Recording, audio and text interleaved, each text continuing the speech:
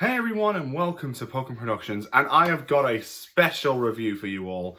Today, Mighty Morphin Power Rangers Once and Always debuted on Netflix, and I was lucky enough to watch it this morning.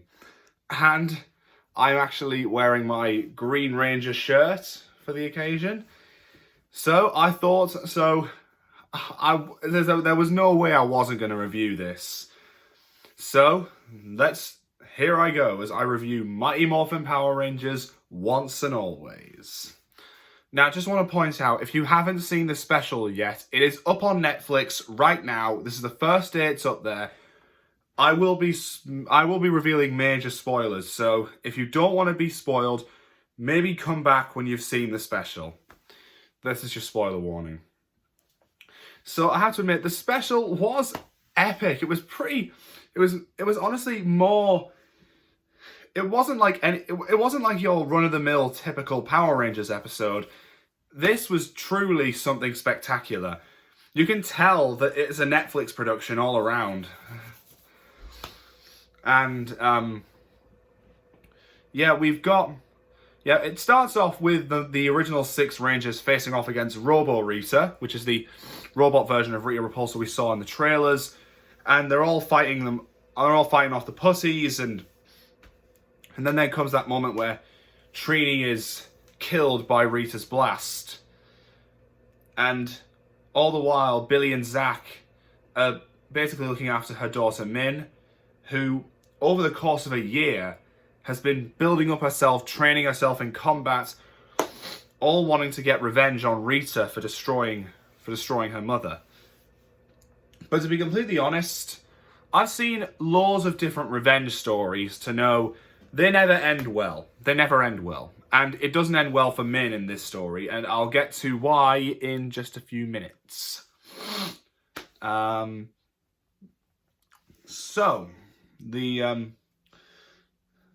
it looks, and that new command center from the trailers, turns out that's actually Cranston Technology. Like, Billy now has his own tech company, and that's actually pretty cool. And he actually hid the command center right underneath it, like it's a basement, almost like the lab Tommy had in Dino Thunder, which was his basement, that sort of thing. And there was also those preview shots we saw before, where they had these tiny little rangers on the shelves. Turns out one of Rita's revived monsters, the Snizzard, basically abducted various rangers, and we're draining their energies to power Rita's machine. And that's why we haven't got Jason, Kimberly, and Tommy anywhere here, because they're being held by Rita.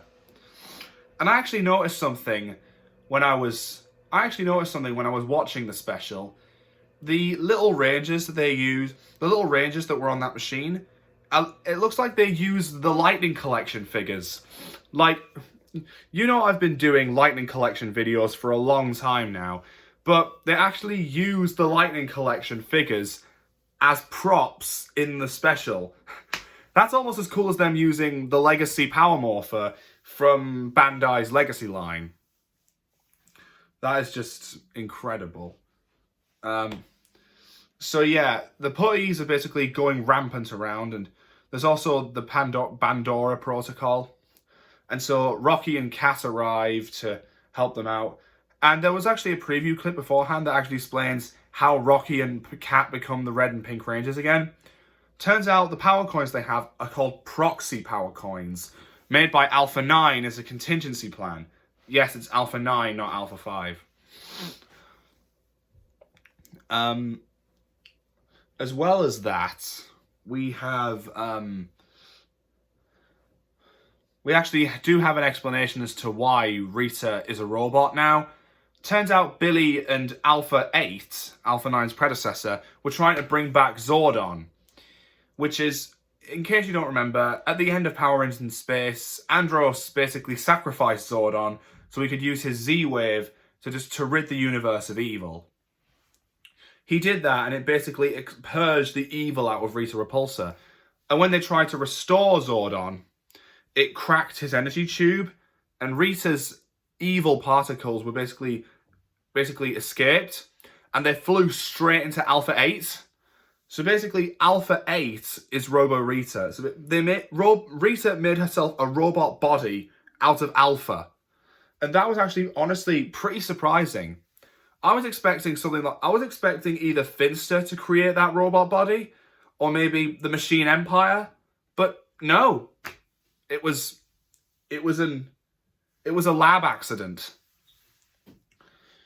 And all the while, she's just planning to get revenge on the Rangers. And it's just, honestly, incredible. It's just an incredible story.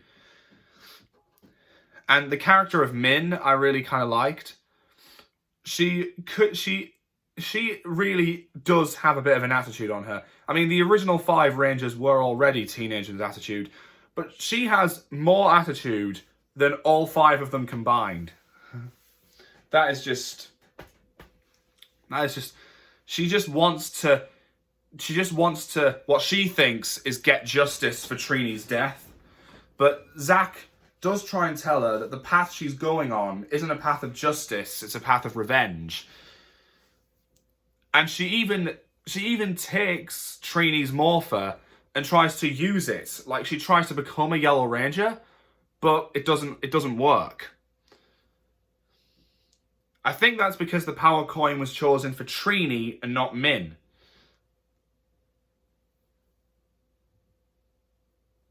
Honestly, it's just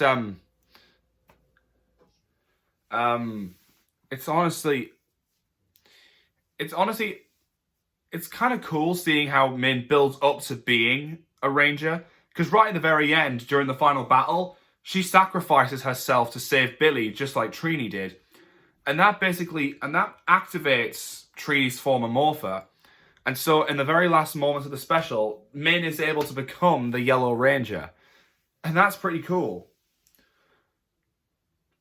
And as it turns out, Rita was building a time portal after all. She was planning to team up with her younger self, like all the way back from 1993, to rule the galaxy and destroy all the Rangers before they've actually become Rangers in the first place, as was mentioned in the first full trailer.